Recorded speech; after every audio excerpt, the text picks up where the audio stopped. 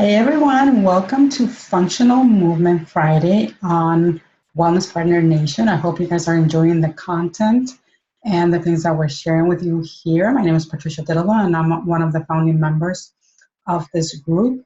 So we're working really hard to bring you information that can help you in your everyday life and tips on how to improve your lifestyle and lead a healthier life. So today, the topic for today is posture. And I have prepared a little presentation for you to share here on this video so we can talk a little bit about posture and about the things that we can do to improve our posture and how we don't realize, how bad our posture is in many cases, and how the things that we do every day while we're working or while we're just, going about our day is affecting our different parts of our body, especially this area right here of the neck and the back and the shoulders. So I'm going to share my screen with you.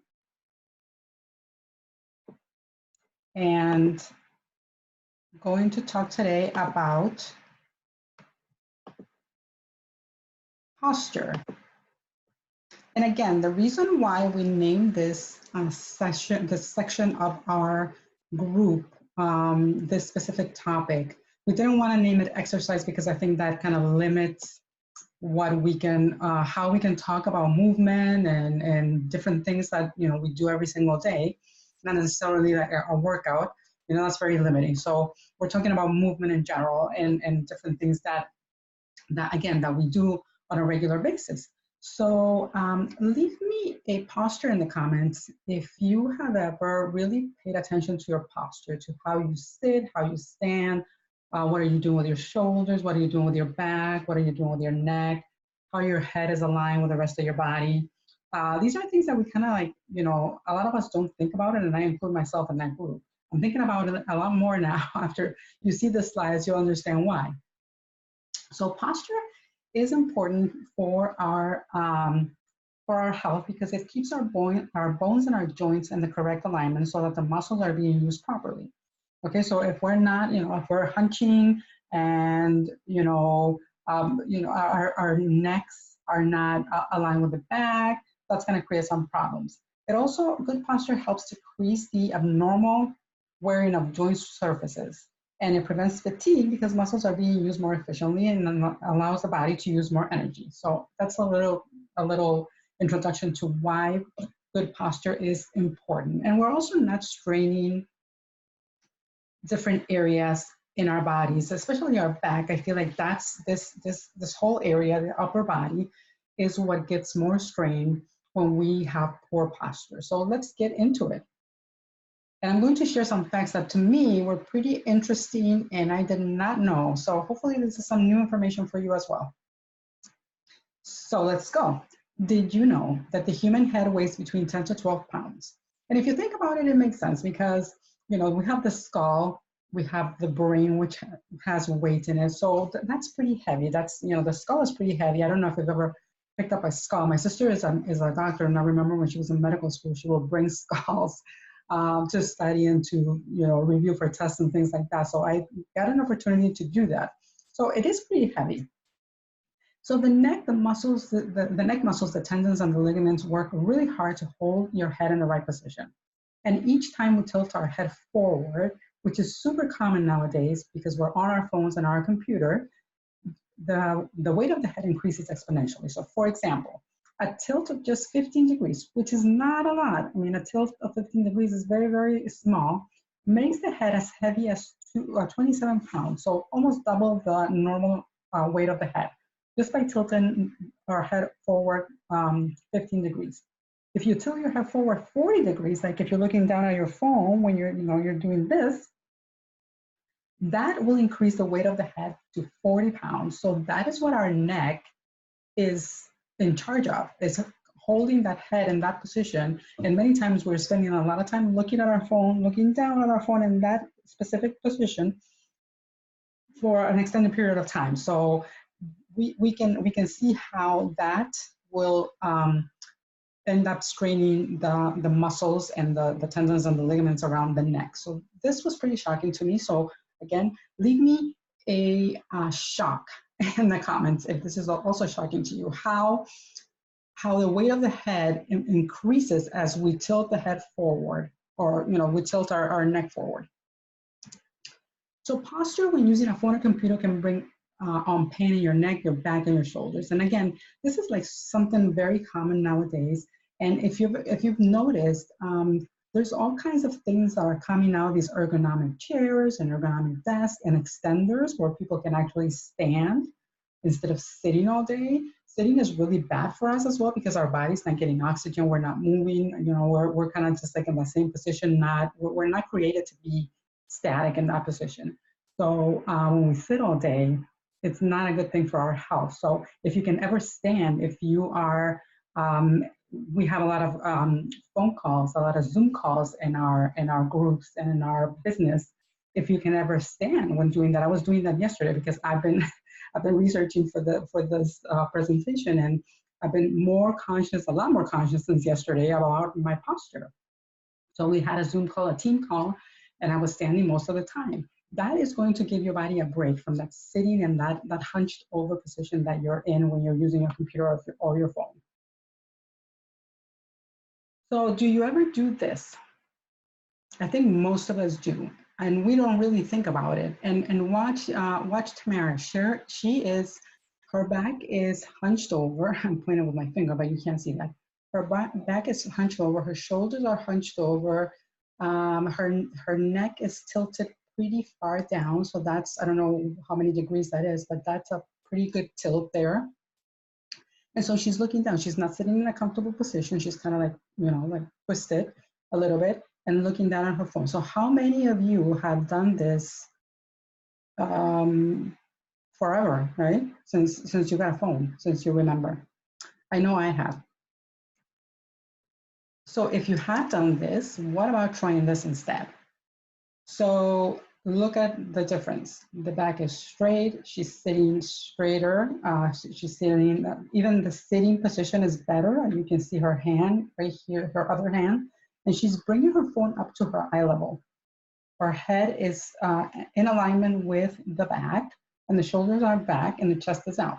So this is a much better position for looking at your phone. Now, you may have the issue of trouble in your arms if you're looking at your phone for an extended period of time and holding it up like that. So we have to figure out what works better for us. But this is a much better posture, and it's going to reduce the strain that you feel in this area, this whole area right here, the neck, the shoulders, and the back, even the lower back sometimes. Like right now I'm sitting down and I can feel my lower back, has some tension in there. So, but in any case, this is a much better way to look at your phone. So what can we do about it? There's not much we can do about it because with today's technology, and if you work online, like I know a lot of my partners in this group and other people that have joined us, I know that we're all doing this online business. So we work online, so it's very difficult to get away from our phone and from our computer on a regular basis. So it's important to take breaks and to stretch our bodies when we can during the day. This should be like a daily activity to include in our, as a movement, as a part of our movement, and the things that we're doing to improve that movement and improve our posture. So here are 4 great exercises that I can share with you that are going to help you with that pain and tension in your neck and back because of too much computer and phone use. Number 1 is the cat to cow. So first of all, I'm using this this online source. It's Fitnesslynda.com that I really enjoy. I've been using them for a lot of years, probably 4 years maybe, on and off. They have all kinds of workouts. They have like this type of workout, like a stretching type of workout. They have more intense. They have weight lifting, weight training, HIIT. They have yoga. They have Pilates. They have all kinds of stuff, like something for everybody, beginners, advanced. They also have kickboxing. It's very complete. I like them a lot. Their philosophy is very, very in line with what we do at Amare as far as healthy lifestyle. They focus a lot on healthy eating, clean eating, plant-based eating. They have a blog, so they have very really nice articles in there. If you ever want to check them out, if you're like me and you don't enjoy the gym scene and you're looking for something to do from your home and on your computer, fitnesslynda.com. I don't have any association with them at all, but I really enjoy what they do, and they also have really good tools if you sign up um, for their information, their videos on their website. They don't send you any kind of emails or anything like that. They don't do a lot of annoying marketing, but they have tools. For example, they have a calendar where you can plan your month or your week and import the workouts that you want to do into that calendar. So you have everything laid out for the week. And I love that. That option is really good. I don't have to think about it. I just turn it on. I go to my calendar and I know what workout I'm doing on a particular day. So that allows me to just have everything ready, and I don't need to think about it. So again, I highly recommend it. And I'm going to be using a lot of the resources because I find it's easier to kind of show you in a better way than me trying to do it live or on a video, because I don't have the equipment to film these videos. So I'm just using a tripod here, and I think it's easier if you can see the proper way to do things. So anyway, let's go back to the stretching that is going to help you with that strain in your neck and shoulders. So this is the cat to cow, and this is the cat part of the exercise. So on all fours, straight, stretched arms, knees bent, and then exaggerated rolling of the shoulders and back as much as you can possible. So, try to get that arch there, the head hanging between the arms, and you can hold this for 1 or 2 seconds. And then the next part of it, the cow, is this, where the back is arched. Again, very exaggerated move. Same position with the arms and legs in the same place on all fours. And then the neck comes back a little bit, and then you can even bring it a little bit farther back to really stretch that back of the neck. So again, you want that arch back here because that's going to release a lot of the tension. And I probably need that after a long week. I actually need to do these exercises when I'm done here, I think. So this is the cat to cow. That's number 1. Number 2 is the Cobra, which I really like this one too. It's a really, really relaxing exercise. And she's great. Like all her movements and her range of motion and everything are so good. And you can really learn good posture and good form with watching her do these exercises. That's another reason that I like. And they have a generic white background. They don't have any kind of fancy studios or anything like that. So anyway, this one is, again, you start on your stomach, and then you raise your back, you arch your back up by pushing with your hands and straightening up your legs as much as possible. I'm sure she can go farther than that, but this was my screenshot. So you can go as far as you can and stretch your legs as much as you can and stretch back. And then you can also tilt your head back. So move it back to stretch, again, the back of the neck and release some of that tension in the back area and the neck area. So this is the Cobra. It's kind of like a snake, right? Now this one is a great one too. Open chest, exaggerated move of the arms to the back, standing straight. Look at her back, is like very, very straight, almost arched when she's doing the stretch. Shoulder, feet shoulder width apart, and pulling as far as you can go. This is hard when you pull like that. She has the arms, she's very flexible and she has the arms really high, but I can't do that high. So you do where you're at and however is more comfortable for you. But this is the idea, to just kind of open up your chest and pull those arms closer together as much as you can. It should never hurt, by the way. You should feel a stretch, but it should never hurt you. So you don't want to get injured doing this. It should be like a gentle pull of your muscles.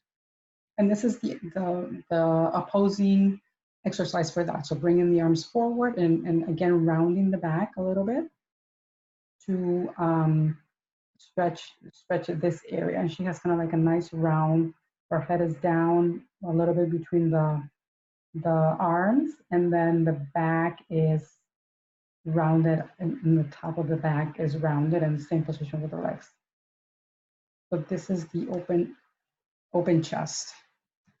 And then this one is another one of my favorites, a downward dog. If you have room to stand and move a little bit in your office or at home by your desk, you can do the downward dog.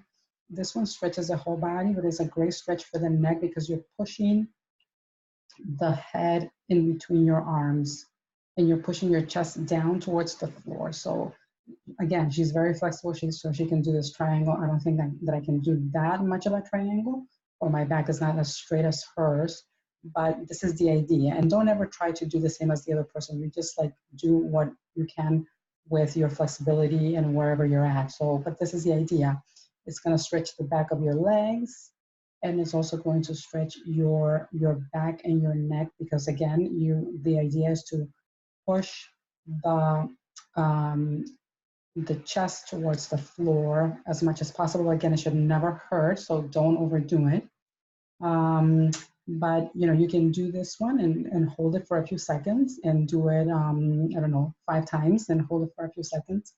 And that's going to make you feel your back is going to be a lot more relaxed.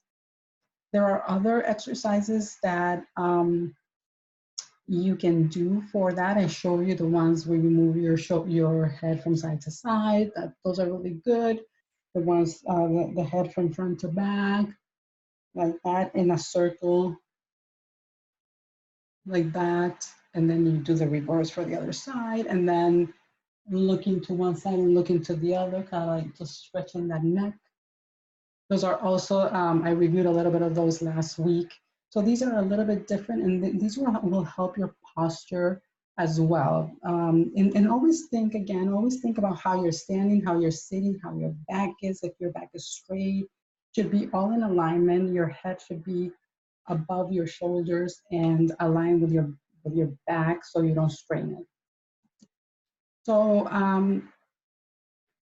you know, it's really hard to forget about our, it's really easy actually to forget about our posture every day and thinking about all the things that we do on a daily basis. But it's important to maintain a good posture for the reasons that I named in the beginning.